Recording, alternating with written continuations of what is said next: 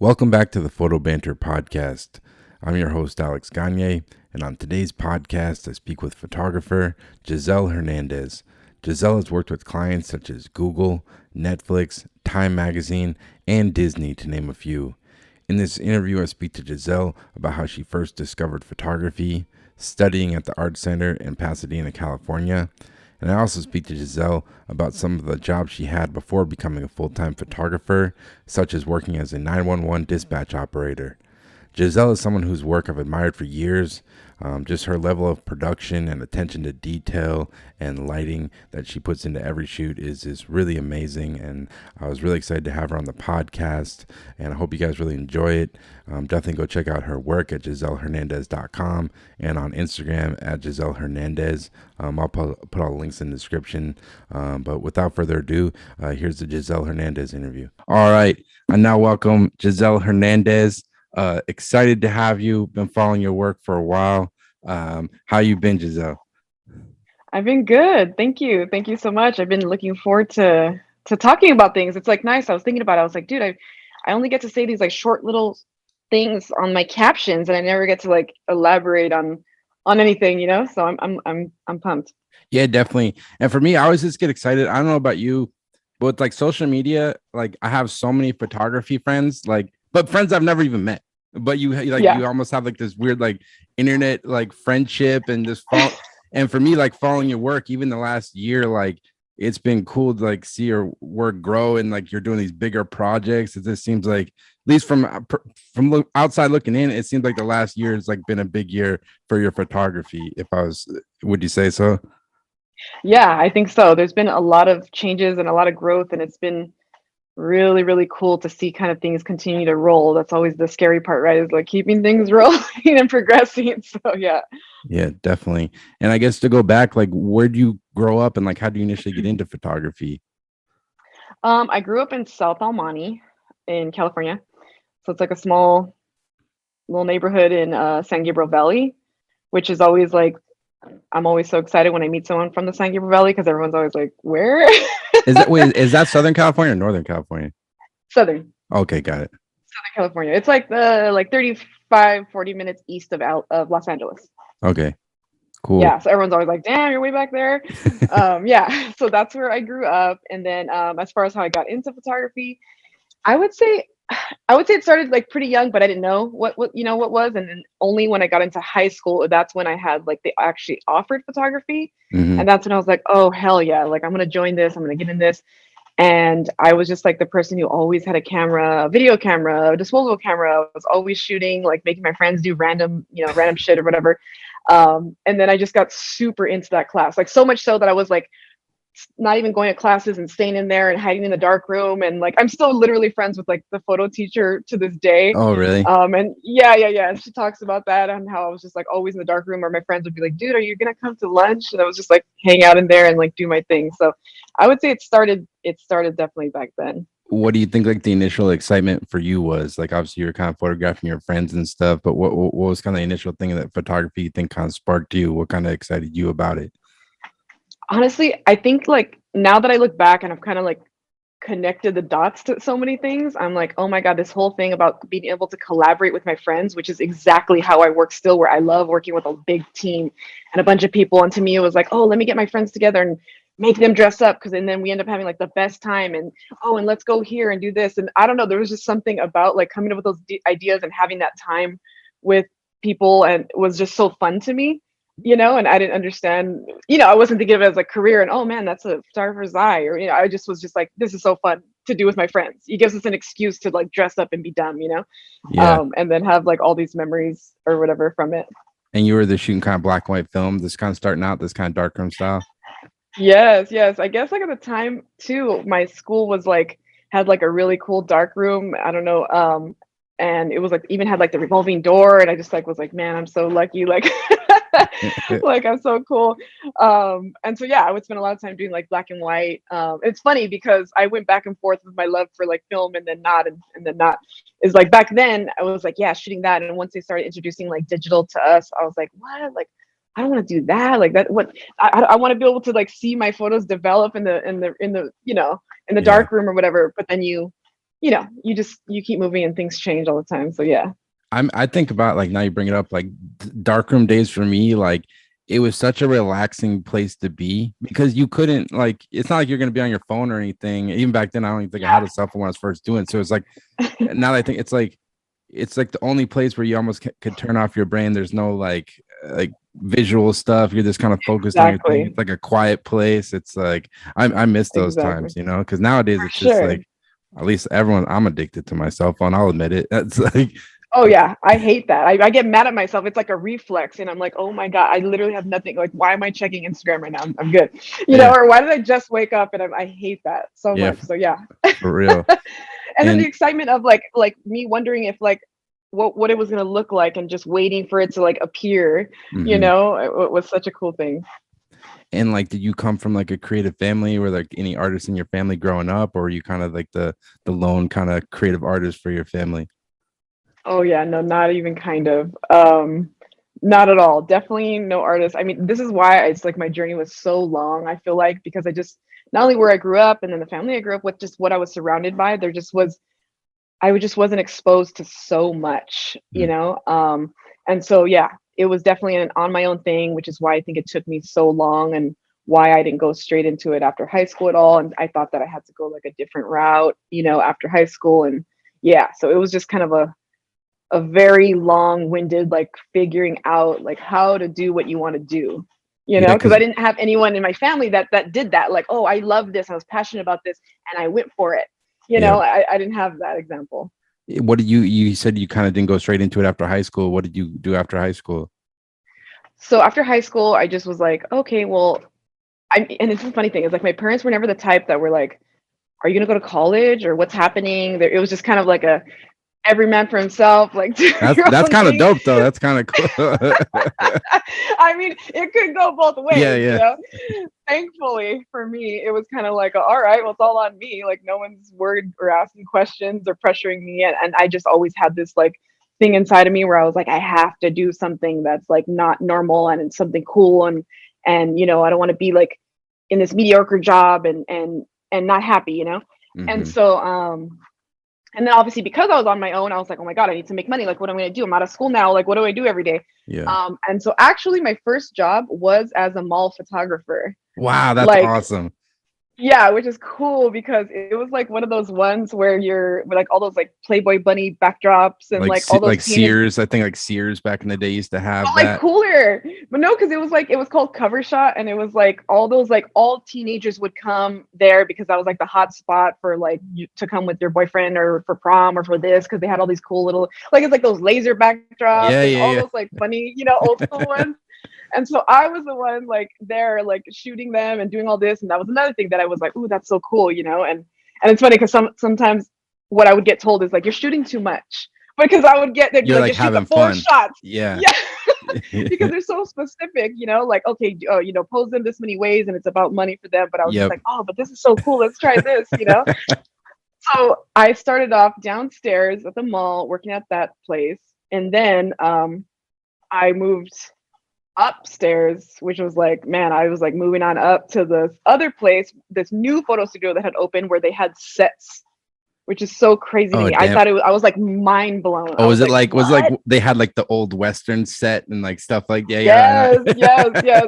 The Western set, they had like this like window with the light coming through it set. They had like 3 to 4 sets and then things that we could like mix it up and props. So I Yeah. was just like, oh my God, this is the coolest thing ever. And same thing, she would tell me, like, you're shooting way too much, like just take a few shots, this and that. But that was super, super, super cool because, but again, in that age, I just didn't know like, well, what from here, Yep. and I knew so little, and I didn't even know about like what photo schools were out there. I just didn't know anything, Hmm. and so I just figured like, all right, well, this I need to do something. I need to like live. So let me look into something. And my neighbor growing up, she was an I-1 operator, and so I always thought, damn, that's cool, that's crazy. I can only imagine what she goes through. So that I decided, you know what, I'm gonna do that. So then, yeah. So then after from the photo studio, that's what what my next job was. Yeah, I was interested, and because I read that somewhere that you're a 911 call operator. It seems like it would be like an interesting job because you're this constantly engaged with so many different people in the community, and like obviously crazy stuff going on sometimes. Like, how was that job? Did you enjoy it? Did you hate it? Like, what do you like remember about it? Man, there's both. I would say love it. It was like a love and hate thing. I think it was like a combination of things. It was like, first of all, I had never had a job where I was making any money. So I was like, what? Like this is crazy. Me, like especially because I was like the youngest one there. I was 18 when I was going through background investigation. And then by the time they were finally hired me, I had just turned 19. Wow. So that was very nuts because like everyone there has been there like 15 plus years. They're all like older women and a few men. But yeah, I was just like the young random girl, like how did she get in here? Yeah. you know but yeah, so I it was crazy, like the background. You have to do like a polygraph test, they go to your house with a photo asking everyone what they know about you. They went to every job I ever had, like just it's nuts, the Because is that process. like basically like when you have a job like that, are you basically essentially like working for like the city or town that the station's based in pretty much, or? Well, I applied to a few places, but I end up getting hired where I lived, Oh, okay. which was really crazy because then you're like all of a sudden you're getting calls for people Oh shit. and yeah, exactly. And you're like, oh, and you're just doing your job, or all of a sudden you're just know so much about the city you live in that it's scary, Yeah. because you're like, damn, I would have no idea that went down there, or that you just view your city like very, very differently. And it's So that was really crazy. it's a very important job, and you have to be on it because it's like I'm sure sometimes you probably got some really crazy calls where people are in like the worst spot in their life, or like something's happening. I don't know, the house is on fire, like they just got robbed or Exactly. whatever. Like I read the tragic thing that happened in Buffalo, the shooting at the grocery store like a couple weeks Oh my ago. God, yeah. The 911 operator basically was getting frustrated with the caller because the lady was like whispering in the phone because the shooter was in the thing, and she's like, man, why are you whispering? And basically she hung Oh up my on her. God. She ended up getting fired, but it's just Oh yeah, for so sure. crazy. But yeah, it's such a, I It, would imagine it's an interesting job. it's very high pressure and very much like you don't get to make mistakes, Hmm. like here's your train, and you have to train for so long too before you're like on your own. But yeah, that's the crazy part. Is it really, and I always talk about this when people ask me about it. It's like I already have like this, and this is the part that I don't talk about when I'm talking to like photo people usually, Yeah. is like my life experience, my growing up. I already had so much experience dealing with like chaos and like craziness, and I was the one that everyone went to for like some stability, or for like to be neutral, or to be like level headed. Hmm. And so, which is why I think that in the first place I was able to get that job of because they test you so much to make sure that you can handle it. They make you hear the absolute worst calls in the world that have ever been taken, to make sure that you are not going to fall apart, Yeah. like when they need you to. So it's been like a really great foundation for me in like I can handle stress, multitasking. That like that's just like the boot camp for that. So it's like every time I talk to like a possible client or potential client, and they're asking me about, they're like, "Hey, I saw that you're like a 911 operator," and I'm like, "Yeah." They're like, "Man, so you must be like totally cool under pressure." And I'm like, "Yeah, actually." Yeah. It's kind of like a nice way for that people kind of know that that's like a skill set, that I have. Oh, definitely. I know for myself, like I had so many jobs before I was able to actually make a living from photography. Like I worked at retail stores and restaurants and all this stuff where you're dealing with the public like, as customer service and stuff. And like it can get super frustrating because people are rude, but you have to be able to like deal with them and all that moving stuff. And I would imagine, at least I know I learned a lot from that stuff that I think I've brought into my photography. But like looking at your work, the thing that's so interesting to me, it's so much different than what I do. Is like you're building sets, and the type of shoots you do, you can't do it by yourself. There is a team involved in like all these projects you're doing. Like, do you feel like you've always been comfortable this kind of like talking to people and this kind of managing those type of sets? I have, thankfully, and I think that's what attracted me to it. I know that a lot of people I talk to too are like, "Oh man, like I like to just like I'm a lone wolf. I like to be on my own," and I'm just like, man, I just love the excitement of it all. Like the chaos, and like again, maybe it goes back to like how I grew up. I like a full house. I'm used to like energy, like a lot of energy, and so to me, it's just comfortable for me. And I think also because of the fact that like I know what I want. I have like very strong instincts in like my taste. and my style and this. And so because of that, it makes me comfortable. Like, let me go talk to wardrobe. Okay, let's talk here. And I'm going to talk to wardrobe and I'm going to say, hey, like, can I take you on set? Let me show you the colors we're going to use. Here's the lighting that I'm going to do. Can we together so that this can really, all come together, pick out a color that might work best, and we do that. And then, talk to, the hair and makeup. Here's what I'm thinking. Yada, yada, like, and just doing this whole collaborative, piece, which is what makes it all come together. You can, I believe me, with all the shit that I did when I, was trying to build a portfolio, and when you don't have all the pieces, or the resources to put together all the pieces, you just like learn to really appreciate having a team where everyone's passionate about their part. And I feel like it's a skill to be able, like, something I'm still trying to get better at is like letting go of certain stuff. Like in the last few years, I started working with like retouchers that kind of do stuff for me. And for a long time, I was like, oh, I got to do it. Like, but then you realize like, oh no, like if you find people that have their own strengths, people are better at than certain things than you are, the end result can be a stronger image or project, in my opinion, right? Oh, absolutely. Oh my God, especially retouching, forget about it. Man, that is definitely not a strength of mine. I like know what I needed to know to get by and build my portfolio and do it myself, obviously before I could, had a budget for a retoucher or something. But yeah, absolutely. When everybody's like 100% into and passionate about their area, their field that they're working on, and we're all collaborative, that always gets the best result. Yeah, definitely. So once you like stopped working as a call operator at the 911 thing, did you end up going to photography school, or like how did you kind of start kind of going more towards the commercial stuff you do now? So when I was there, I was just like I said, I went from like, hell yeah, like this is cool. But it was more like like a check, like I did it, Yeah. like I proved myself. I got in there somehow because it's so hard to. Yep. But then after a while, I was like, oh, but I think that's all it was, is like I wanted to prove that to myself, but not necessarily that this is what I want. And so even though I didn't know how, I was like, you know what, like I'm not happy. And of course, when I told a few people, they're like, are you kidding me? You're gonna quit that job? Like you're set. Yep. And I'm like, I'm not set because I'm not happy, and I'd rather be back to being broke again than that. Yep. So then I literally put it in my resignation that I wanted to follow like my passion, and I put that in there, and I just know they all were just, I'm sure, talking so much shit like, yeah, right, like, Yeah. see you made a big mistake, teenager, Yeah. Yeah. and I'm just like, that's fine, and so after that I decided, like, I don't know how, but I gotta figure this out because it's calling me, and that's the only thing I want to do, and I'm willing to just do whatever I gotta do, and obviously be broke because of it. Yep.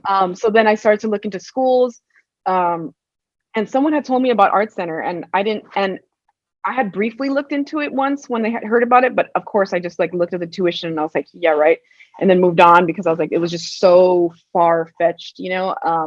But then, like I said, after this, I just was like, all right, I don't know, but let me just look back into it again, reach out to them, talk to them, and just be like, what can I do? And so I did. I met with like a counselor, and I was like, hey, like legit, not just saying this. I have no support, no help, no financial. What can I do? I need to come here. Like, this is it. Yeah.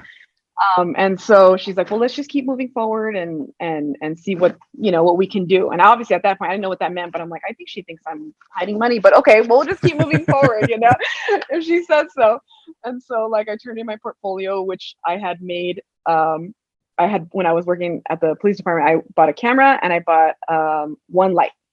Like, I don't even remember what brand it was, but it was just like one strobe. And I just shot my whole portfolio for Art Center with that one light, and like a friend of mine who was a makeup artist, and I just put together like all these shoots with, again, like a random couch I found on the side of the road, or like just all this random stuff, from like my house or friends' houses, and put that portfolio together, went to Art Center, and then got a scholarship. But then I was I'll never forget, I was so devastated because I got the call where they were giving me like the layout, and I was like, wait a minute, I'm still gonna owe like thousands of dollars even after this scholarship, after the financial aid, all this stuff. And so I was just thinking, oh my God, all this, and that's it, I can't go. Yeah. And then somehow they found me basically more money to kind of help me out, and thankfully I was able to go and continue like in that way. But art center, I mean, to me, it was because I know I thought about it so much and I was like, okay, do I need to go to school? You don't need to go to school to be a photographer, you know? But me, who I was as a person, Mhm. I need structure. I need structure. Plus, I wasn't the type of person where like I didn't grow up like, I don't know, some rich kids who have like cool friends and this access to this and I had like, who do I know that even has like anything or lighting or camera that I could borrow? I didn't know anyone, you know, like that was doing anything like that. And even So I like was like, at how am that, I gonna get?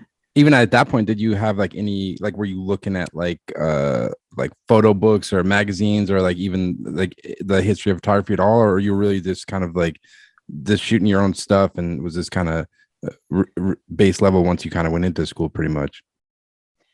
You know, it's crazy. When I first started art center, my mind was just like blown, like because I was like, whoa, it made me realize how little I was exposed to because like I had never really looked at photo books. I didn't really know like to do that, like you know how Yeah. to do all that and research and look at these different photographers. Like I remember specifically like loving David LaChapelle, you know, and it's like, of course I did. Of course, that's who I loved in the beginning, you know, because it was just like, man, he does whatever he wants. Look at this crazy shit he's doing, you know, like, and Yeah. I just thought that I was so cool. Like, he gets these celebrities to do whatever he wants, you know, like that's awesome. So yeah, I would say like only when I got to Art Center did I really start to appreciate and understand like the history of photography and looking at different photographers and looking at photo books and really like immersing yourself in that way. So Yeah. That's prior to that, it was just kind of like my own random Yeah, things. that's how I was. I went to photography school, but like same thing. Like I started off shooting skateboarding, and that's the only thing I looked at.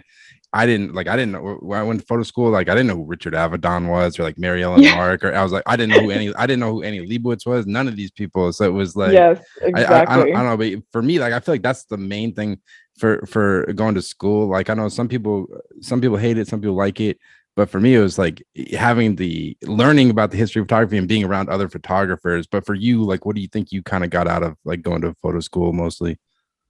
Oh man. It was for me, the network was huge.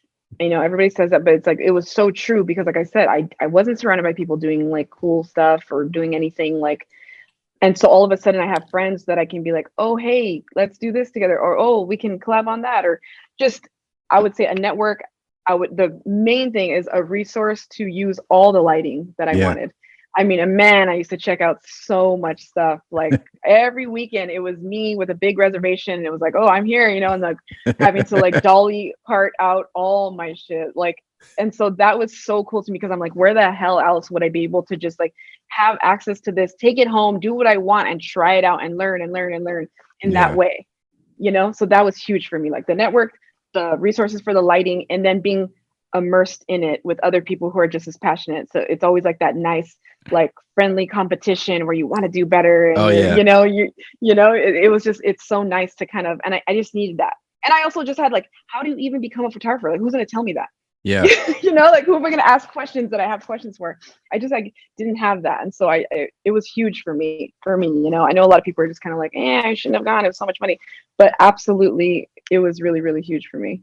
And what kind of work were you making like back then? Did you kind of have like a goal in mind for the type of work you wanted to do? Like obviously looking at your work now, you do like entertainment, some really cool like editorial stuff, commercial stuff, but like what was kind of your focus, like type of work you were making early on in school? Well, let's see.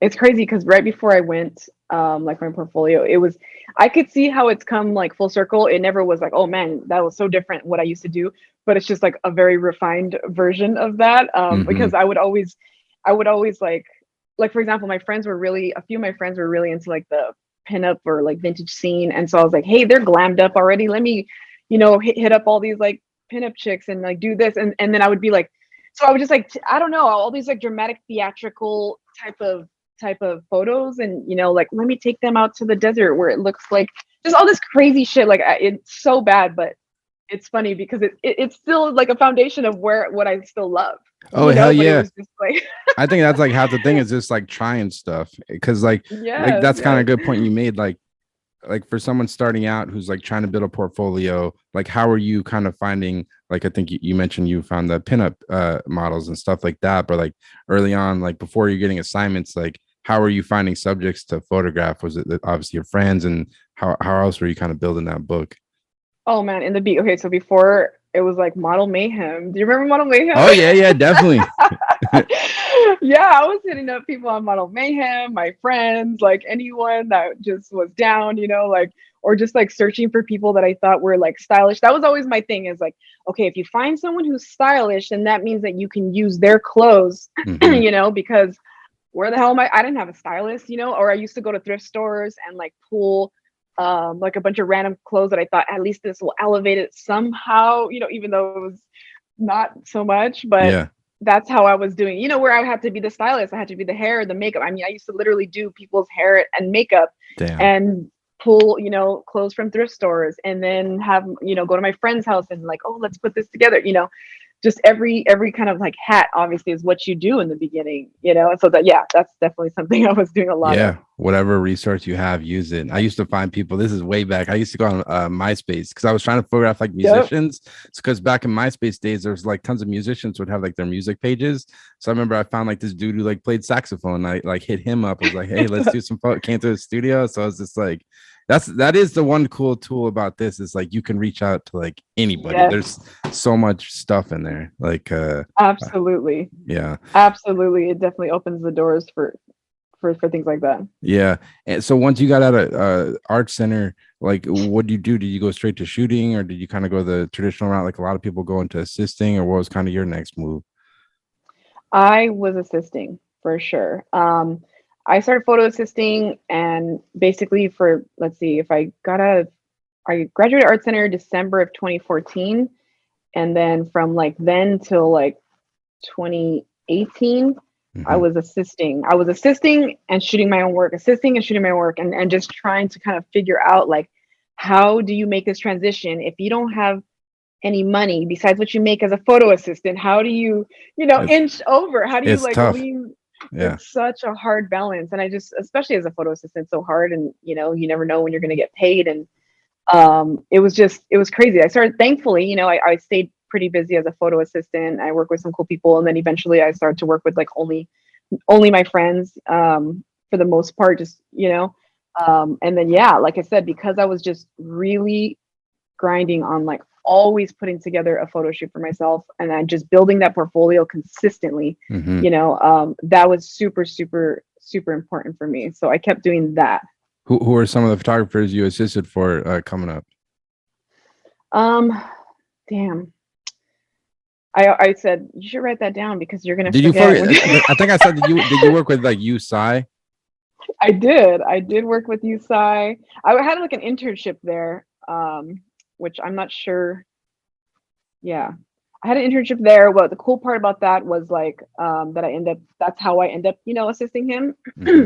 which was cool because that's my first time experiencing being on set with celebrities. And Yeah. I was like, whoa, that's so cool. Like I want to do that, you know, like just seeing them right there, and I think that's kind of a big weird part about like why I even had an interest in shooting celebrities. It was like this thing of like these people who are just idolized or seen a certain way and yada Hmm. yada, like, and I want them to be able to, be collaborative with me.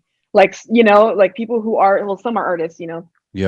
and I thought, how cool would that be to be able to kind of be collaborative with people who are on that level, of their work or their art. And it's like obviously you shoot celebrities like now. Like, is it something that still excites you now, or is it not quite as exciting as it once was, like when you first got into it? Or Oh no, it stays very, very exciting. yeah, Very cool. And it's always like cool when I'm like, oh my God, like who is it gonna be when someone's like, oh, we have someone, are you available to send? I'm like, who? yeah, Because there's always some like, it's either that it's cool because of something they're doing or something that I respect, or it's that like, oh my God, I used to listen to your music, like when I was this age, or oh man, there's just all these like connections of like young me hmm, and everything I went through to get where I'm at, that is like, dang, that's cool. Now you're the one like photographing this person, like, so it's just always every time it's always super exciting for me. yeah. Because you did a cool like shoot for, I think it was Entertainment Weekly. It was there. It was like promoting the new Batman movie with was it Robert Pattinson, and then what's the woman's name? Zoe Yeah, Kravitz. Zoe Kravitz. It looks like you kind of built like a whole set for that shoot. Like I was just kind of curious. Like I think it was for a cover, right? Yes. And like Yeah, it was. with a shoot like that, like, is that all your creative idea, or does the magazine kind of give you input on like what they want it to look like, or how does that kind of all come together with that shoot? So for that one, which is actually like a crazy one. First I was so pumped because I was like, oh my God, I'm gonna get to shoot like Batman and Catwoman. How Yeah, cool is that? You know? yeah, Like that's a classic, like solid. So they reached out to me, and at that time, it's always different with every magazine. Like it's very, especially with editorial, really often. And then because of what I do, a lot of times they'll say like, "Oh, what do you think?" mm-hmm. And then I'll kind of come up with some ideas, and they're like, "Oh yeah, great, let's go that direction." With them, they specifically had like a few concepts in mind, but it turns out that like it was so fast paced. They had a few concepts in mind. We were waiting for approvals on it because my set designer was like, we got to get things rolling, and I'm like, yeah. So I was like on them, like, hey, like these are some pretty big builds, what's Yep. going on? And it turns out they were like, hey, like it didn't get approved by one of their teams, their concepts. They're like, so we got to think of something else. Can you jump on a call right now? And I'm like, yeah. And it's just like it's like the craziest thing to jump on a call and be like, all right, think of an idea right now. Yeah, And I'm that's the like, thing. Yeah, because you put all your time and effort into this one idea. Like, I don't know if you yeah. can say, but like, what is it like? I guess you don't have to say this particular shoot, but when someone like shoots you down on an idea, what is it generally like? Is it because like I can see like because your type of work is very like cinematic looking. It's very beautiful portraiture, but it's never like like certain photographers use comedy and want the celebrity to do like some Right. weird thing, which is not what you're doing. So I was surprised to hear like they would shoot you down for like one of your ideas. Well, here's the thing. It was the magazine's idea, and it's actually exactly what you're saying. It was too interactive for them. They didn't want Got to do the actions that the magazine wanted them to do. got it. And I actually thought, oh, this is cool because when you do a motion cover, my goal has been like, I would love to do one. Not that there's anything wrong with like just like the cool stare, but I was like, I would be cool to do something that actually has like a little scene, like a short scene of something happening, Yeah. versus just them looking at camera. So I was looking forward to possibly doing what the magazine had pitched. But like I guess, like I said, one of the teams was just like, we don't want them to have to do that action. So then that's when the magazine was like, hey, let's jump on a call, let's figure something out. I'm like, okay. And so one of the magazine's ideas was a lounge. Mm-hmm. And it was like in their reference, it was like two chairs, and then like a table. And I'm like, okay, well, why don't we just elevate this idea of a lounge, and make it like this bar, and I can make it feel like, I was like, I wanted to feel like Gotham or like this or like that, like something cool and dark and moody, but still like sexy and romantic. And so they're like, okay, we'll go forward. And anyhow, there just was a bunch of back and forth. But the point is that the day before the shoot, everything changed, and the bar set only got approved one day prior. So Jesus. we had one day to prep for what you saw for that set. And so I was like on the phone with my set designer. I'm like, hey, dude, like, I know this is so much pressure, and I know that, we could easily just revert to something simple. I was like, but you already know, like, no one's going to know the story. No one's going to know the timeline. No one's going to know anything. All that they're going to know is the end result. Mm-hmm. I was like, and we're shooting freaking Batman and Catwoman. Like, we have to do something cool, like Yeah. we can figure this out. I know we can. Like, we've done crazy shit. I've been working with him since like, we're actually best friends from high school. Yeah. So I've been working with him forever, and I'm like, we've done this. Let's just make this happen. And like, all right.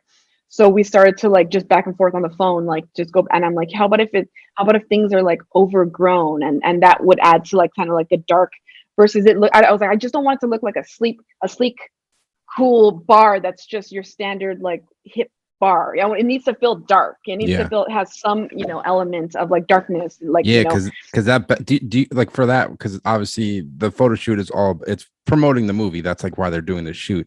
So exactly. will you look at like the promo for the movie? Because obviously that if anybody saw the new Batman, it's a super dark, gritty movie. Do you Yeah. take that into consideration when you're doing your own work, being that it's being used for promoting that, or like do you even look at the type of work that they made, I guess?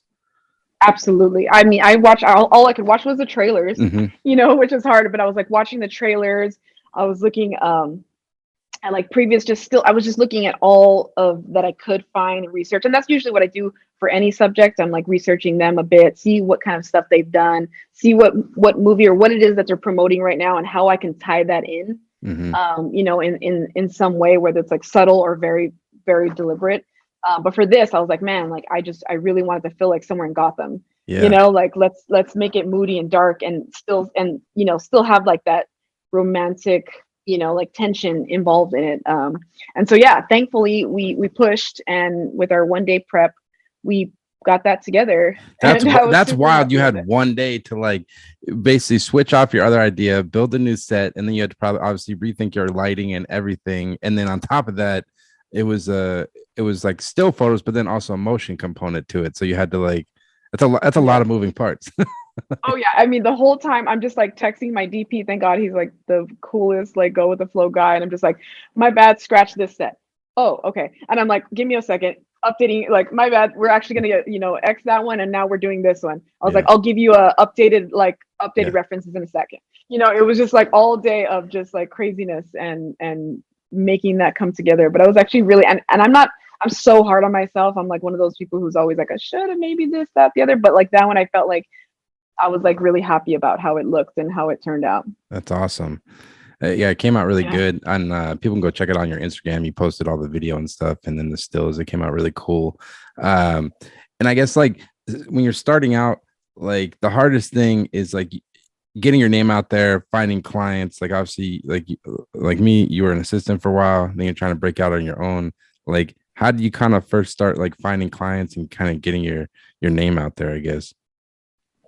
Um, I think I would say just from okay, so what I would do is like I said, I was doing shoots all the time. So then I was putting it on Instagram, right? And then when I would do a shoot, I would have like, I didn't have a ton of emails and names because I didn't know also, like I was trying to figure out and do that whole, like, how do you find everyone's email? Yep. Like that whole, how does that even work? Um, and so like, thankfully, like I said, I've had like a lot of friends who were just like super giving and helpful and like, oh, hey, like, do you have this person's email or this magazine's email? And they like hook me up or whatever. And so I would write an email to like however many people and first intro myself. And then the next time I emailed them, because of course I was like, I'm not gonna hear nothing, and that's fine with me. Like that was like what I told myself. I didn't want to be That's a like good bummed attitude out. because so many people like they'll email someone once and then they like don't hear something back and they get defeated. But it's like Oh yeah. I've heard that a lot. Yeah. yeah, but you got it's like I don't know. It's kind of like a weird way to like look at photography, but I always kind of view it like this way in a sense. Obviously, it's like an art, but there is like a business sales component to it, and you have to like market yourself and continually like network. It's not fun or like sexy stuff, but it's like this part of the thing. And it's like I feel like you have to have real tough skin. Like I almost enjoy it now. I got some editors I've been emailing for 10 years, and I'm like, I've already had in my mind, I'm like, I'm never giving up. Like I'm never giving up. Like I don't care. You trust me, you might as well just hire me now because I I'm don't always gonna care. Pretty much. I love that. I love that. And it's true though, because I guess I trip out because I realize that, yeah, I realized through like conversations about like this that I'm like, oh yeah, people do get bummed out, and not that I've never got bummed out, but like I said, my mindset from the get-go was like, I already know how this goes. Like I'm a newbie, my portfolio's getting there, but it's not there. I already know, like, because I don't have all the resources to kind of get to the next level, especially with how I want to shoot, Mm-hmm. because I want to shoot with sets. It's like, if you don't have the budget and the team, like it's so hard to make that look like a high production level shoot. Yep. So yeah, I would do a shoot, email, and then, to intro myself first. Then the next email would be, which was nice and an easy way to stay persistent, Mm-hmm. was every time I did shoot, it would be I would email those same people, but at least I had something to offer. Hey, if you have a second, take a look, just did this shoot, boom, link, Yeah. and just do that every time. And then at some point, like if I got like a response, then I would ask for like, oh, I'd love to come in for a meeting, can we? And I'd ask for a meeting and just like slowly would do that, but just consistently was just like, I'm here, Yeah. you know.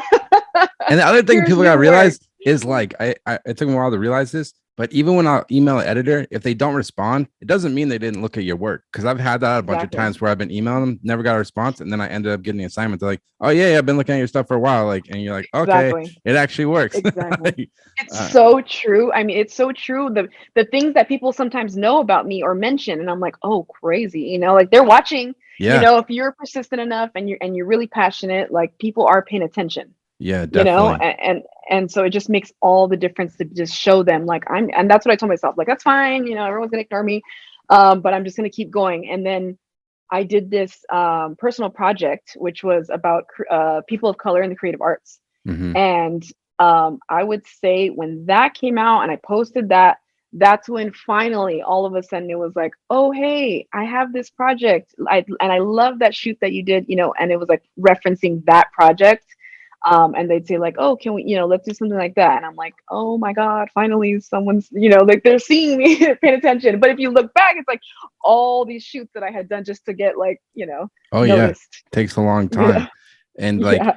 like who were like some of the first clients you started working with once you kind of started working? Hollywood Reporter It's was good. like the first one, which is funny because it was like stuff that didn't at all obviously wasn't relevant to my work, but it was just like, go shoot this museum. And I was like, hell yeah.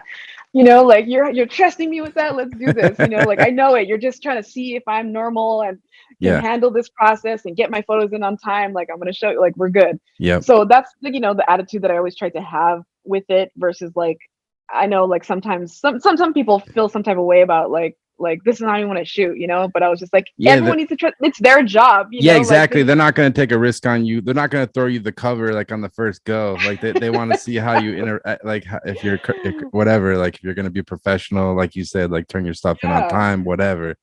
So it's all like, across the board, which what people are like to work with, because that's such a big thing that people talk about all the time is like, man, it's like you have to also be, likable and easy to be around for long days and handle stress probably, like be good at handling stress. Otherwise it's like tension. There's just all these like elements I think that as an editor, I imagine myself like, well, of course, if I have to hire someone, that means I'm going to hang out with them, I'm going to be there with them.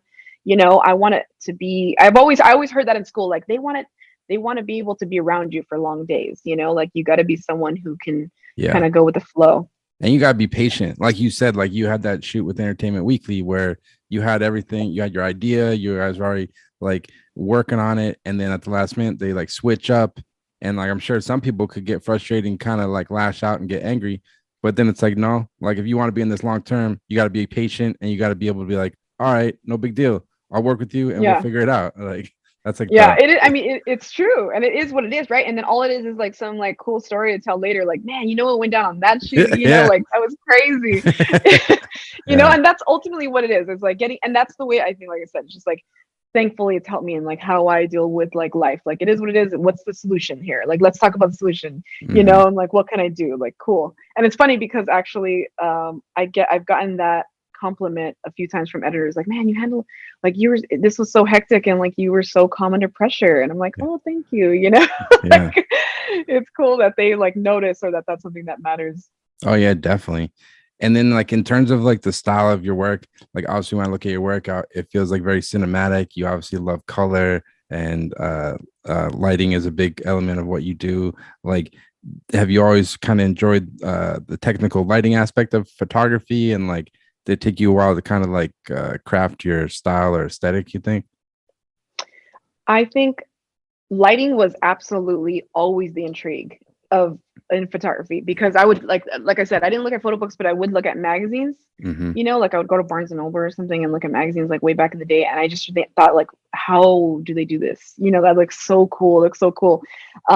So that is, I feel like was something that always intrigued me, which is why like at Art Center it was like, all right, well here we go. Like I got to figure out how the hell do you do this, and how do I make what's in my mind happen? Mm-hmm. Like how do I make that happen? And oh my God, I have the best friends and people around me because I'm not gonna lie, like on my shoots, we would have like all day long. They would last so long because I would just be lighting, by Tinkering, myself. tinkering.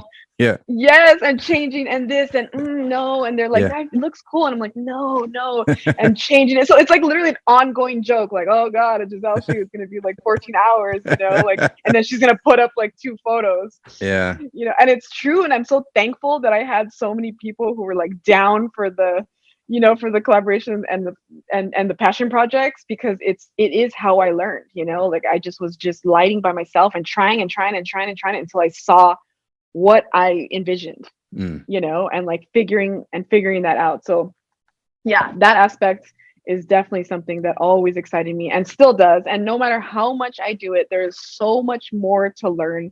Like even when like me and my first assistant, who's a really good friend of mine, Jeremy, we'll talk all the time about like, man, like what happened there? Like, why was that so hard right now to light? Like, we've done this, like, and we'll Yeah. have a plan and we'll talk about the plan before a shoot. Like, oh, here's what I'm thinking. He's like, how do you feel about this? We'll go back and forth. Oh, maybe this modifier, maybe that, because I wanted this, like we'll go back and forth with that. And then we get onto set and it's just like, just everything's different. Oh yeah.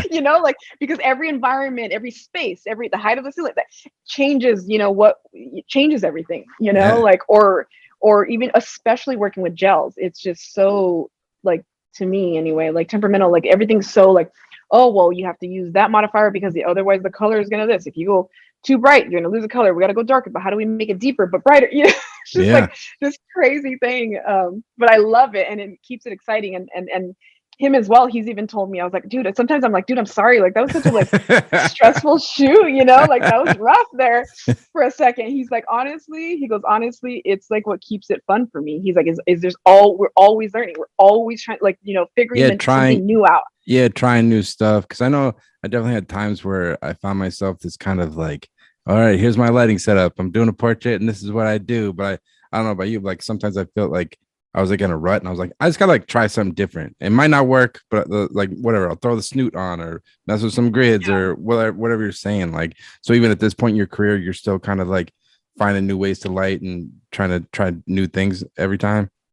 absolutely. I mean, we do have like a pretty like generalized, like, this is what we usually do for this and this and this, Mm-hmm. but there's always still some new, like, problem to solve, Mm-hmm. like, oh, this time, exactly what you said, it's like, oh well, this time I was thinking we do it a little bit differently, and we're like, okay, we'll do this for that, and then we're like, why isn't that just working? Yeah. Why didn't it just, like, and so, and we just, I've learned so much because of it, obviously, and I love it. But yeah, absolutely, I'm just constantly learning, and love to light. And do you have like a process like when an assignment comes in? Do you have like a way you like to prepare? Like I know some photographers do like mood boards, they'll do treatments. Like how do you kind of like organize yourself like once that assignment comes in to like what you're gonna do?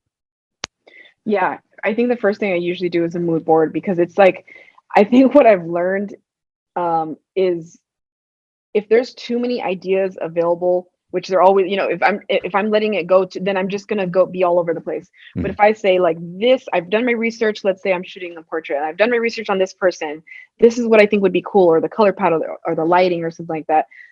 So then I'll hone in like a group of references that will help me keep within that realm, so that I'm still able to play in, but at least not play where I'm going all over the place, and changing the lighting, like, oh, this is not working, let's change it. It's always just like, within this space, this is the vibe, this is the tone, and that's, so yeah, mood board first. And then I will talk to like my first about like what I'm thinking. I'll send him lighting references, and we'll go back and forth, in conversation about like how we can execute that, and what I think and what he thinks. um, and then we'll have like a lighting diagram, prepared for that. And yeah, and then we go from there. And then on set, obviously, that's when you make these decisions, like, oh my god, it's inevitable that like one light won't go off, and we're like, oh my god, that's cool, hold on, Yeah, wait, yeah, yeah. let's try that. And that's just like always something that happens. So that's something that we play with too. So yeah, it's super super cool. But that's usually like how I handle the Yeah. process. Preparation. Um, Yeah. and like because like one shoot I was interested in talking to you about, like I think you just posted it on your Instagram. You did like some key art for a new Netflix show. I think it's called First Kill. Yeah. Really, it came out really nice. I was just kind of curious, like how do you approach those shoots? Like when you're shooting a key art, is it a different approach than when you're shooting editorial work? And like how is it kind of working on that project, the First Kill stuff you did? um Yeah, I mean, it with key art, of course, it's like they have thought through every single aspect of everything, and they're like, here's, for the most part, more often than not, and they're like, here's what we're thinking, like, and here's what we're thinking, here's what we want you to execute. So a lot of times there's just kind of like already something that I'm like, all right, this is what they're looking for, from me. And a lot of times I would say the difference between editorial and that type of work is it feels like it just feels like editorial. I got to put all the hats back on. And Mhm. then with like key art, I'm like, oh, I got like all this support. Oh, we got a This is budget. We weird. got a You know, budget. like, We can wait a get minute. we eating good today. Yeah, all of a sudden I'm like, I'm not like crazy all day texting and calling and this You and got that, you know, like support. You got a producer. Yeah, that's yeah. what's crazy. All of a sudden I'm like, I'm confused. I remember saying this exactly. I was like, wait, this is like a bigger like not necessarily that shoot, but like one of my first key art shoots where I was like, this is like one of the biggest shoots I've done. Yep. But this is like the less, not like stressed I've been, but like time. I'm like, I'm so confused. Like, you know, like It's the how is harder. it? Yeah, that's the weird thing. It's like the advertising stuff or whatever is like way. It's hard. Those jobs are harder to get. But then once you get Yes. there, you have more resources. So it's Yes. like backwards. So it's like if you can fight through the Exactly. editorial, you're good. Uh, Exactly. And that's why I was like so confused. I'm like, this is weird. I should feel like I should be like making 100 calls and pulling all this. I was like, but instead, like everything's being taken care of. yep. And I just gotta like execute this, you Yep. know, like, and then I just gotta tell them what I need and cool, you know, like we don't have to like struggle and jump through hoops and try to figure out how to make this happen, Mm-hmm. you know, and that's yeah. So it's different in that sense, which is crazy. And but it's why I like love doing both, you know. It's like everybody, of course, like I wanted, that was like a goal, you know, was doing like entertainment and key art stuff and things like that and these big jobs, but I still will always love the editorial grind of, you know, and it just feels like it's like now it makes me feel like I'm just like let loose for the editorial, like what do I want to do, you know. Yeah, yeah, for sure. I just like shooting, you know, anyway, editorial, commercial, whatever. Just keep the train rolling, you know. Yeah, exactly. Let's just keep rolling, and it's just cool because it's just like it mixes it up, you know, a Mm. lot. So it's And, really really cool in that way. yeah, and then I saw like I think you're represented by Walter Schumpert. Is that what it's called? The Walter agency Schupert Schupert. Management. Yeah. Yeah. This is like I always talk to a lot of photographers about this. Like, when did you kind of know you were ready for rep? Like, why did you want to partner with the rep? And like, I guess what were you kind of looking for when you kind of partnered with them? I guess. You know, it's crazy. It was like such a long journey in that for that as well. Is when I first started, like it was when I first started to like shoot a lot and get hired for a lot of things and my career kind of started rolling, I started getting like hit up by a lot of agents and, you know, like for meetings. And then I was also reaching out to people, you know. So in early on, I feel like the early on thing is like, oh, I want an agent because then I'll be legit. You Yeah. know, like you just want one, you know, like you don't even necessarily, or me, I was just like, you just have this like assumption of what it is to have an agent, Yeah. you know. And so in the beginning, like early on, before I was like really taking off like consistently, I had that mindset. And then once things started rolling and I started meeting with different people, I was like, oh wow, like this is so different. Everybody is so different. It's like everyone has a different take, a different approach, a different way that they handle things. Mm-hmm. And the more that I met with people, the more that I started to be more particular, you know, and I'm glad that I never just jumped in just because, you Yep. know, I decided to hold off and kind of like take my time and keep doing what I was doing because thankfully, my work was progressing on its own, like on my own, you know, I was able to start getting bigger jobs and I was kind of doing it. And it was something that I also did want to experience for myself before going with an agent is like doing from start to finish, you know, like, oh my God, like my first PR job, I didn't have an agent. Yeah. So it was just So, me, you yeah. know, So handling that. you're doing all the creative, but then you're also handling all the business side. You're doing the estimates and everything. Yeah, Yeah. that's Yeah. Yeah. so stressful and crazy. Like that's the part that stresses me out. It's scary because you're just like sending in numbers like, ooh, I don't know, you know, Yeah. I don't know Yeah. what's gonna It's happen. a Like song and dance, like having to be able to ask for more money and like really being like, hey, this is it's why we need this and push for whatever it is. And it's like I don't know. For me, it took me a long time to be able to like ask for more. Like, cause you're always just like, I don't want to lose a client. But then yes, of but course. then it's like, no, you got to stay in business and you got to ask for what you need. Like Yep, it's tough. exactly.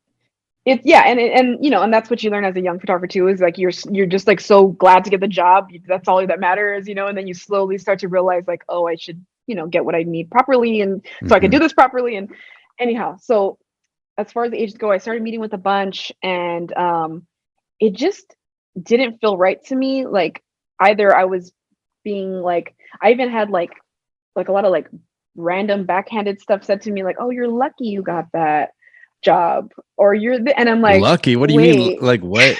Like, Yeah, like I literally was, it was like it was just obviously I'm not gonna say yeah, who or yeah, what, yeah. but like it was just an agency that continuously told me how I hadn't done anything yet And I was like, okay, I feel like I've worked with some pretty big clients, but that's fine. I'm a hard worker. Like I know I'm early on. Yeah. I know I'm early on, but That's I'm just here and that's just I'm like working. so arrogant on their behalf to like say that. It's like, yeah. I just remember always feeling like shit after I talked to them, and I'm like, yeah, that's not right. There's no way that this is how it is, like there's no way They that this is almost how it take it. should be. And now I view those things like, because whenever I've obviously had meetings like that when you're meeting with a client or whatever, and then you realize you're like showing your book or whatever it might be, but then I realized like after I left the meeting, I'm like, oh, awesome, like those people let me know like I actually don't want to work with them, like because like Yeah, you don't mesh with exactly. them, and there's like a million other clients you can work for. It's like you're not gonna get along with Exactly. everybody, so it's like, yeah, that's brutal though. Exactly. Yeah. And then it's such a like close, it's supposed to be anyway, like such a close relationship that you're Mm. like marrying into, Yep. if you really, if they're really into and being active as your agent, it's just someone that you're going to deal with all the time, Hmm. and I'm like, I just like from seeing that, it was either like stuff like that, or it was someone who was just more like, I knew that I would be on the back burner if I Hmm. joined this agency. And I'm like, I don't want to be on the back burner. I'm too hungry for this to be on Hmm. the back burner. Like, what's the point of me then doing that? I should just continue on my own, And so there was a lot of that, or, there was just a lot of that. And then as far as how I knew, like now, like I said, it took me so long. And then I met with my agent Brian from Walter Schupfer, and it was like he's pumped on my work, and I'm Yeah. like, yeah, like Yeah. that's the way it's supposed to be, Yeah, right? he's invested in it. Like Exactly. your success is his success. It's like, Exactly. And so that's what felt really great. I felt like he was just as motivated as me for where I wanted to be. Like I was just so like, anytime I talk to an agent, like, what are you looking for? Where are you at? And I'm just like, I am just like, I will shoot what I need to shoot. I want to keep, for myself or whatever I need to do. How do you want me to market myself? I just need some more guidance. I feel like to be able to take the next step or to move mhm. forward, or, just like another, someone who's just like the expert in that area that can help me kind of like, take the next level, take it to the next level or whatever. And so with him, it was just like he was excited about my work. He genuinely believed in me, whereas I didn't necessarily feel like that with everyone. It was more just like, oh, you're doing well, so we're going to keep you like around, but we'll see, and I'm like, oh, that's okay, like I'll just keep going, and I'm going to connect with somebody who's like pumped. And so that's like basically what it was, is he was so genuine and so motivated, and we were just this like, so we worked together for a few months, which I did with a few agents, where you kind of like do a Temp few prep. jobs together. Yeah, test them Yeah, out, just see how kind it's of, good. Yep. yeah, see how the flow goes. And so we did that, and it just was like really great. And I love that I could talk to him like a person, like not just all business. We could just talk and be real. That was something too where I was like, yeah, it's business, but it would be great if I can also have like a decent relationship, where I can feel comfortable with them, Yeah, you like, trust them because you're giving them like yeah, a large percentage of every job. So it's like, all right, that yeah. too. Because trust me, I'm sure you've heard the stories. There's not that all reps are bad. There's plenty of great reps. I'm not trying to knock reps, but there's definitely I've had friends who've like had the situation where like they were doing jobs and their agent was adding line items to their billing and stuff, and then Oh pocketing man. money and like all types of dirty shit like that. Not that it happens to everybody, but like, yeah, it's Yeah, definitely, you it's got to be able crazy. to trust the people you're going into business with. It's definitely yeah, it's a tough one. Exactly. Because like, what are you hoping, like when you partner with your rep, what are you hoping they bring to the table? Is it you're looking for them just to kind of be on the ground helping market your work more, this helping with the negotiations more? Like what is it like you're hoping they're going to help you with? So I would say, so it's a combination of things. One, thank God that they can deal with the negotiations now, Hmm. because that's Yeah. that shit's so like, oh God, stressful every Good time. cop, bad cop. Yeah, exactly. So I'm like, they know, and they can feel confident, and this is what we should be getting, and this is, whereas that was always something like I would ask like 100 different friends of mine, and to kind of find a medium for what I thought was a good rate for something, and that's how I went about it. But Hmm. it's like with photography, as you know, like every job's so different. There's so many different like elements that there's not just like this is how much that costs. Yep. It's just like all in the air, and so it's nice to have that side of it. Have support in that area, of course.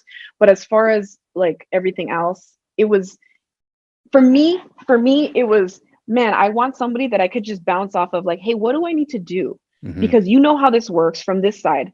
like, what do I need to do so that I can get this type of job or this client, or how do I reach out to that, or what's the norm for this? Even just like sometimes I just ask them like random questions, like, hey, like, like what's the norm for the thank yous, like should I this or should I that, or like, or do just all these random questions that I had, that like who else am I going to ask besides like photographers like me who are doing what they think is best. Yep. But it's nice to talk from like a different client side almost, where they mingle with the clients, and they know the norm or how things work or what maybe is best. So there's a lot of stuff that I bounce off of him in like how I handle myself or clients after a job or during or whatever.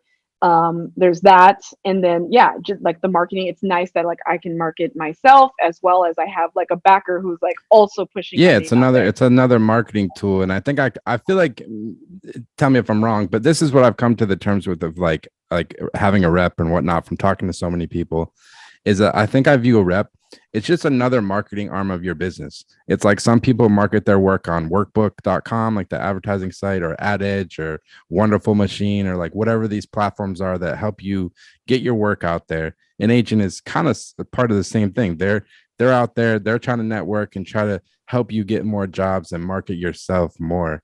And I feel like, Absolutely. from talking to so many people, like when you're younger, you're like, oh, I get a rep, they're gonna help me get jobs. And I don't think that, from talking to so many people, it's probably not that. It's like, yeah, they can help you market your work, hopefully line you up with some more meetings or people they know. But at the end of the day, it's still your work and your personality being able to nail those jobs. Do you think so? Exactly. Yeah. Absolutely. Because although thankfully, my agency has been able to put me in front of Yeah. clients that I've gotten jobs, Hell yeah. like from, which Yep. is great. There's also a lot of times what I've been doing a lot lately is like meet and greets. Mm-hmm. Is like, we'll do a Zoom and it's just like, oh, I'm gonna meet with this studio or with this person so that I can, and like you said, it's like it's only up to me at that point. They can Yep. only do so much. I have Yep. to have the work to back it myself, and the way I speak and the way I talk about my work, and my workflow that's gonna really, take it all the way. But Yeah. it's so great to have those resources, especially because they also have those contacts that they can just they mingle within that circle, and Yeah. I don't have those friends. Yeah. So it's been nice to have someone who believes in me so much to be like, hey, like I know these people, and that I can put your name and your work in front of. And that's something that I was like, damn, like it was just a matter of them knowing I exist, Mm-hmm. and me not knowing how to get them to know I exist. Exactly. So there's like that element that's super, super great. And another thing, you kind of touched on it, like when you're doing these like meet and greet type meetings, when you're just kind of like trying to talk to new people, share your work. I find that is like, I realized from when I was assisting, like the photographers that I work for that were like the most successful, they're really good at like talking about their work and describing it to people. Like, is that something you've always been comfortable with, like when you're doing these meet and greet meetings? Because at the end of the day, you're basically trying to sell yourself to this person, describe your work. Like, how do you approach those meetings? Because I find it's a difficult thing, especially when you're each person you're meeting with, especially on Zoom, different personalities, different Yes. things they like, don't like. Like, how do you approach those type of meetings, I guess? It's crazy. I would say that I know where my weaknesses are, like in that sense. Like I would say through Zoom and in this situation, I'm okay and comfortable talking about my work because I'll put together like a presentation and it's just giving me these jumping off points to like tell stories or explain something. And that just gives me that like format that I need to make sure to hit all the points that I feel are important to tell, that specific client or whatnot. So I feel like in that sense, it is important. But I absolutely have dealt with where like I'm on a Zoom with like a bunch of people and it's so silent that Yep. I'm like, oh my God, I'm a little bit uncomfortable and no one's saying anything because everyone doesn't want to talk over each other or me. And you And got to it's keep everyone's attention. It's like, yes. it's tough. Like, And I'm just like, or I say something and then there's like no reaction. So it's like, okay, you gotta like power through the fact that like I'm like, okay, this is Zoom, this is how it goes. Like yeah. maybe they're not, it's just like a weird feeling for it to be so like dead silent. Oh Like yeah. I remember a meeting that I had with like a very big meet and greet, same thing with like a very big client that I'm like really want to work with. And they're just like, we got on the Zoom and it was just like, all right, well, go ahead, Gizelle. And I'm like, okay. And they didn't even like intro everybody, like nothing. I was just like, all right. And there's just like so many people on this call, and I'm like, damn. And then the whole time everyone's muted, and like, and some people aren't even showing themselves. So I'm Yeah. just like, oh my God, I need someone to like Go feed that. off of or Yeah. something. It's It's tough. hard. I had one. I was going to show my portfolio at ESPN at the headquarters. This is right before COVID, like at their office. Oh, And I cool. just had an appointment to meat with one photo editor, and I thought that's all I was meeting with was one person. And then as soon as I Yeah. got there, they're like, "Oh yeah, we got the whole team like in the conference room." And I Oh, like my mind was not wrapped around this at the beginning. So it's like 12 people oh like my in a big conference room, and God. then they threw my work up like on the screen. And I had to be like, they're like, okay, go. And it was just like you said, kind of similar Oh my thing where you're God. like, oh shit. But Here we the, go. but those experiences are tough, but I feel like it's a good learning thing. And then the next time you get thrown in something like that, it's just easier. Yeah, I feel like I thankfully don't have too much of a problem like speaking in front of people or speaking in Mm-hmm. front of like I've even like gone and talked at like art center sometimes or like Yep. or random things, and I do it not only because it's just because it's like practice, Yeah. Yeah. and now I've done like enough meetings where I am okay, but it's still always just gonna get me like when there's like no reactions, no nothing to feed off of or whatever. Yeah. But I would say something that I was gonna say like that I do need to work on is when I'm on set, I'm so thinking about the lighting and the technical aspects of everything, and I just want everything to be perfect that sometimes I was like I will later critique myself and I'm like, man, I really could have connected a lot more with the subject, but I was Yeah. just so trying to get the lighting and everything so perfect, And it's funny because like I for my birthday I decided like I'm trying to do like a self portrait or whatever every year or whatnot. Nice. And this time I had my friend Jeremy help me, and so I was like, hey, can you just shoot it because it's just too much for me to be all. And it's funny because there's like a glass in front of us, and Yeah. so we couldn't communicate. And I was sitting there, and I was like, oh, and he's and him and everybody, they're like looking at the light, and I'm like, oh my God, this is what my subjects feel like when I'm just like in my just doing all Yeah, this because you're shit, like running And around looking at the screen and all this stuff yes, like this and yes, that. And then they're like, are we doing it right? Are we not? yeah, like what's up, And so it's like a learn. It's like I said, it's like now it's like I always try to like communicate or come up to them like, oh hey, I'm just trying to, yeah. I'm trying to get better at that. But definitely, yeah, I would say like comfortable on my calls and my meetings, but sometimes I think that's something absolutely that I need Oh to work yeah, on. because it's not even just you're trying to connect with your subject, but then you're like trying to connect with your crew. Then you got to connect with the client, make sure you're communicating with Yes. them, and make sure they're chill, like they're making like it's a lot of moving Yes, parts. it's a lot of running around. Yes, especially like you said, even especially when you're doing like motion and still sometimes, and like that's because there's just like the photo side of it. There's the DP and his crew. There's clients, there's PR, there's this, and then everybody has something to ask you. Hmm.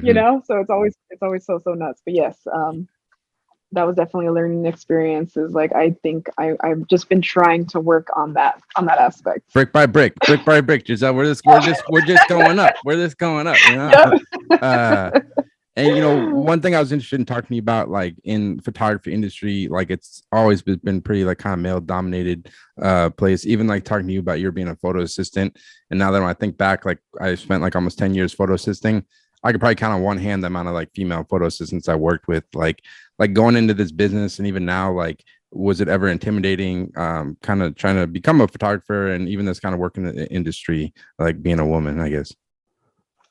You know, it's not that I would say, I guess I would say my answer would be yes and no. Mm, Yes, because it felt very like, okay, I absolutely have the stories of me being on set and some dude being like, what are your settings or what are you blah, blah, or you should go over there. And, like some bullshit like that or whatever. mm-hmm. But I think thankfully, just the way I grew up, where I grew up, what I went through, it was just kind of like, it's all good, dude. Like, I know who I am and where I'm at. So you do your thing that makes you feel, and Mm-hmm. I'm going to do what I'm going to do. So I think that like I've had the thick skin in dealing with that, but of course, it's not that I haven't been in those situations multiple times or know how much harder it was for me to kind of prove myself, Yep. in certain aspects. So I just feel like that's always been there, but because of just I guess like my personality and who I am, I've just always been kind of thick skinned in telling myself like, all right, I'm always down for a challenge, and that's the challenge here, and that's okay, because ultimately there's all these advantages, of course, where it's like I'm shooting a certain subject and she feels more comfortable because I am a female, or because of this or because of that, or I have a different take and a different look on it because I have, it's like versus, female gaze versus the male gaze, like all these different Mm-hmm. reasons that I don't know. I guess I just never let it get to me. But I asked, yeah, there's just some dumb shit that definitely happened. But I Yeah. just was always just like, that's crazy. That Keep really on. does go down. Oh yeah, yeah, definitely. Like, but keep on moving, Absolutely. keep on trucking. And now I know. Look, I talking to you, setting this up. I know you just had. I think was it your first child you just had a couple months ago, right? Yes, first child, first Congratulations. baby. And how's that Thank been? you. Because like obviously being a mother, that's like the most important jobs, like tough, the hardest job out there. And now it's still working a freelance career. How's that been? Kind of balancing that. And it's kind of been an adjustment? Because I think I read you made a little post about like the birth, and you're like I think you were on a job when you had to go to the hospital, right? Well, it was just that the whole thing was so hectic. There's so much craziness, and the reason why I didn't like. So okay, so what I'll say about that is like I Yeah. was so afraid. I knew that I wanted, to have kids and things like that, but I was Yeah. so afraid of it affecting my career. Mm-hmm. I was like so terrified, and I had all these thoughts in my head, and like of like, oh well, if anyone knows that I'm pregnant, maybe they're not going to think of me for a job. I'm not going to tell anyone, like, and I'm Yeah. like, well, wait a minute, that's not cool, and then I'm like, wait, but I don't want anyone, like, I had all these ideas in my mind of like, oh well, remember that one time where they were like, hey, you down to go to Puerto Rico to shoot this? And I'm like, yeah, like I want people I was like, I need Yeah. people to still be thinking of me this way, Yep. and that honestly, like, as much as of course I can talk about how crazy it is to have a baby and oh my god, someone who's just depending on you and takes up every moment of your time, which Mm-hmm. is crazy, but the fear and beforehand is something that I'd like to touch on. Like, I was so afraid of being viewed differently, of like, I don't want to tell anyone, and I didn't first. I mean, oh my god, everyone who does is like, wait, when did that happen? Yeah. Everyone's like so confused of when that happened, because I waited so long to tell anyone, because I didn't want, to be seen any differently, or to be thought of as incapable, or or whatnot. And so yeah, I think I was like, I worked all the way up until I was 8 months, or I just worked all the way up until pretty much I ended up like I think you read, I ended up having to have her early. Yep. So I worked all the way up until there, and then yeah, I had her, and it was all crazy, of course, hectic situation there, and it was, I didn't even get to take my maternity photos. I was so sad about that. I was like, oh my god, it's my first child. I have like no Dang. memories of in the way that I wanted Yeah, to, yeah, and yeah. it was so cute, because the nurse was like, oh my, I was like, oh, I'm so bummed when they told me like you're gonna have to have this baby now, and I was like, I haven't even taken my maternity photos. I know that sounds crazy, but like, You're like and she's like, I had this lighting diagram ready to go. this is what's funny about it. She's like, she was so sweet. She goes, oh my god. She goes, why don't you just put up a sheet and we could do this? And I'm like, you have no idea how I am. I'm insane. Like, I was like, thank you so much. I was like, but I'm crazy. Like, I had this whole Yeah. idea, It's, I was like, this is what I do. So I was like, it's just so important to me, and I just don't get to do it. So there was just a lot of like crazy shit that went down because of it. Yeah, dude, I was like, I just had a very big stigma about that, and I was so yeah. worried. Yeah, it's terrible. Like, I mean, I can only imagine. Like, yeah, no one should feel that way because, like, I mean, we're human beings. Like, how do we all get here? You know what I mean? Like, Exactly. it's a part of life. And the thing I feel like Exactly. this might be a crazy point. Like, I think it's more a thing in the U.S. than some countries. Like, my friend in Germany, I was talking to him. He's like, yeah, like if you have a kid, you get like I think like 10 months like paid maternity leave and shit like that if you work Wow. somewhere and stuff like that. And it's like, yeah, I feel like at least in our country, I feel like we got to get more on that page. It's a part of No life, kidding. and like no No one kidding. if you're a woman, you should be able to like pursue your dreams of your career, but also be a mother and not feel that way. Have So a that's family. yeah, Yeah, yeah. yeah, Exactly. But I was like, damn, what if I have to like, I was even thinking like, dang, I have to get up on like, I had to get up on like a scissor lift one time. Like, they're not gonna let me do that. I'm not gonna tell anybody. oh my god, oh man, no, I So can tell yeah. talking to you. There's no stopping Giselle. You know, you're only going on onward and upward. You know, so that's Oh my god. Yeah, dude. So yeah, it's been crazy, and it's like a crazy balance, and I'm just so thankful that like my partner is able to take time off. So it's just been nice to have that. But it is a figuring out thing, mm-hmm. because, I'm like, oh, who's gonna watch this baby when I have to go away for 5 days, like full time? And there's just all those, the crazy like logistics of it. But you just like anything else, you just figure it out, you Yeah, you make it figure it work, and out. it's not that it's easy, but yeah, it's Yeah, what will happen. that's awesome. Well, congratulations on that. And I Thank guess you so to much. like wrap up, like what's next for you? Like what's kind of got you excited about with photography right now? Anything like projects you're working on, or like what are you hoping to work on next, I guess? You know, well, I have a few projects that, of course, I can't say what they are that I'm Hmm. excited about that I'm like really pumped on.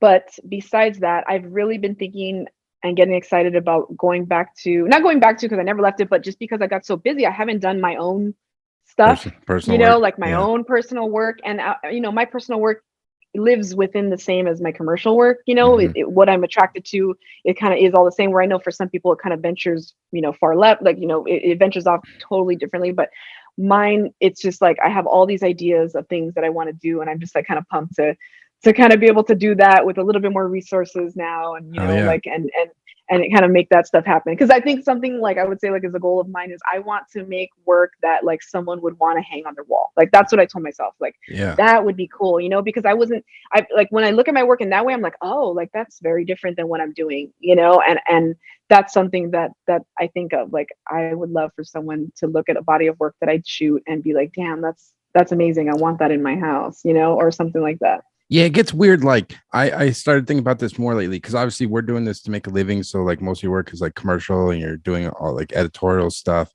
But then I had to stop myself. I'm like, damn, sometimes I just need to like, it doesn't need to be like this thought out thing. Like, hey, if I shoot this, I can go get this client or whatever. It's like, hey, Exactly. maybe I should just like take a freaking picture because it looks cool. And like, it doesn't have to, you know what I mean? But it's like, once Yes, it, yes. art and commerce, it's like balancing those two things. It's like, it's a tough thing, you know?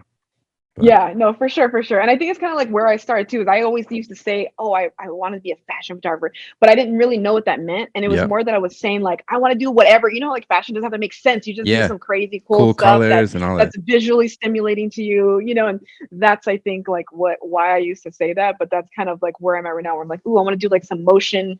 There's like some motion ideas that I have, like like short video stuff that I want to do, along with, like I said, like some photo projects that are just kind of like, where I feel like it'll still feel very much like my work, but just Hmm. something where I can just kind of like do anything that I want. Hell yeah. Well, Gizelle, I'm glad we finally did this. It was a real pleasure talking to you. Like I said, I've been following your work forever, and I just get excited like seeing all like the different sets you're doing, and I'm like, it just seems like following work. It seems like you have a good time doing it. So I really appreciate your work and taking the time to do this. Awesome. Thank you so much, Alex. I'm so pumped that we finally got together too. Perfect. Thanks so much for having me. Yeah, no doubt. I'll link your website and people go check it out. And thanks so much. Absolutely. Thank you. So there you have it. That was the Gizelle Hernandez interview. Just want to thank Gizelle so much for taking the time to come on the podcast. Like I said, I've been following Gizelle's work for years. Big fan of everything she does. This her level of production and lighting. Just really talented photographer. So it was great to get a chance to speak with her about everything she's accomplished within her career and how she approaches her work. So can't thank her enough. Definitely go check out her website at GizelleHernandez.com, as well as her Instagram page is at Gizelle Hernandez. I'll put the links in the description, so definitely go give her a follow. And yeah, I'm going to try to keep, I know I haven't been releasing too many episodes lately, just kind of been busy shooting my own work and whatnot, but I'm going to keep it going. I got some more interviews coming up, and you can always go to Spotify to peep the photo banter, as well as Apple, the iTunes, and check it there, and then as well as the photo banter YouTube page. And thanks so much for listening as always, and take care.